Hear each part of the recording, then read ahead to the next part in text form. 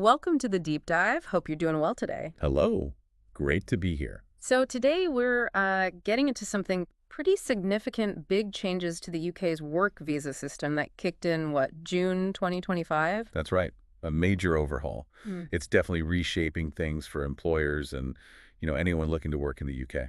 Absolutely. It seems quite complex on the surface, so our mission today is really to cut through that, pull out the key insights, and make it clear what this actually means on the ground. Yeah, there's a lot to unpack. Okay, so let's start with the big picture then. What are the main shifts we really need to get our heads around? Well, the absolute headline grabber is the salary threshold for the skilled worker visa. Yeah. It's jumped massively Jumped how much? from £26,200 up to £38,700 per year. It's a huge leap. Wow, 38,700 pounds. That really changes the game. It does. It puts the UK, pretty high up globally in terms of salary requirements for skilled workers.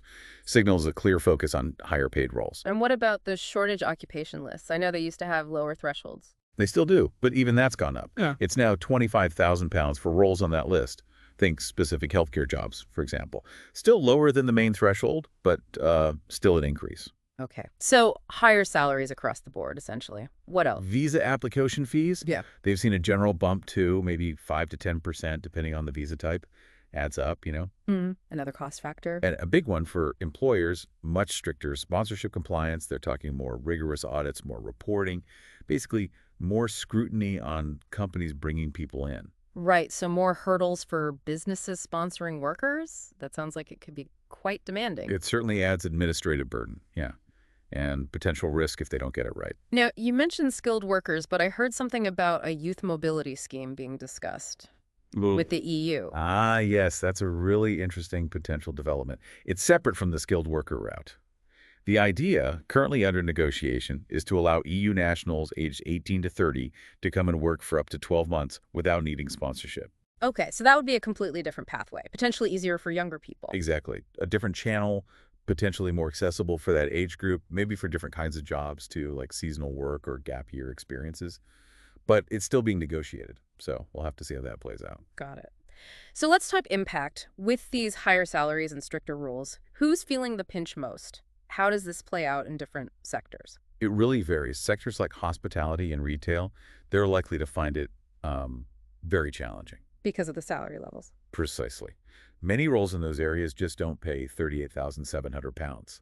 So filling vacancies with international staff becomes much, much harder.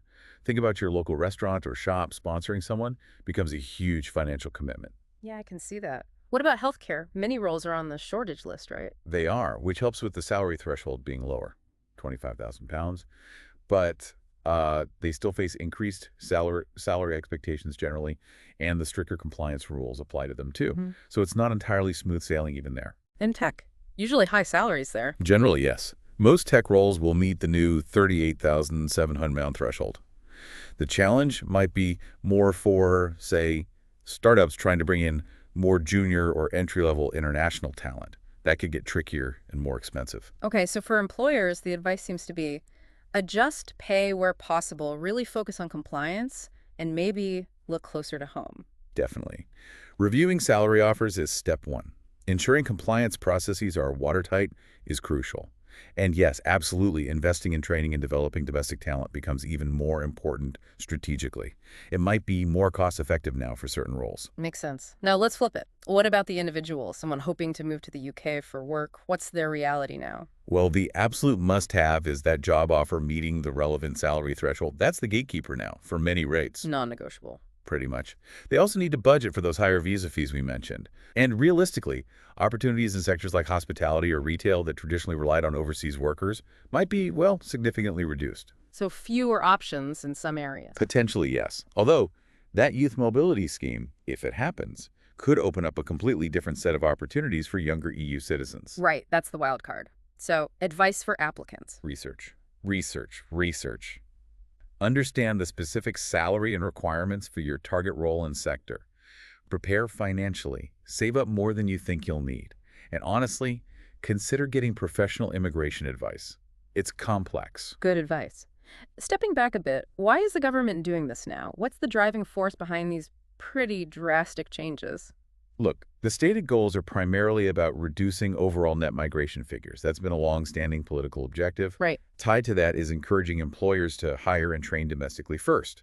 And there's also an argument about fairness, ensuring the system isn't being undercut, and that migration primarily brings in, high-skilled, high-earning individuals who contribute significantly to the economy.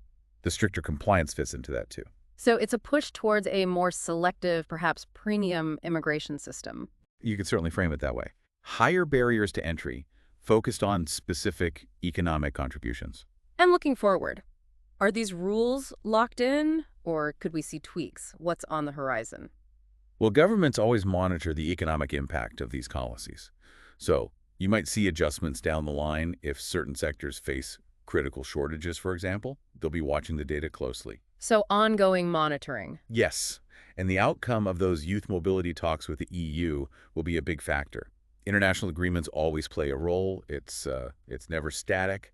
Immigration policy tends to evolve with economic and political currents. It really underscores the need for everyone involved, businesses, individuals, to stay aware and be ready to adapt, doesn't it? Absolutely. Adaptability is key. Things can change. Well, thank you. This has been incredibly helpful in clarifying what's happening. Really appreciate you breaking it down for us. My pleasure. Happy to help make sense of it. And to you, our listeners, thanks for joining our deep dive today. This changing landscape of work visas isn't just about rules. It touches on global talent flow, national economies.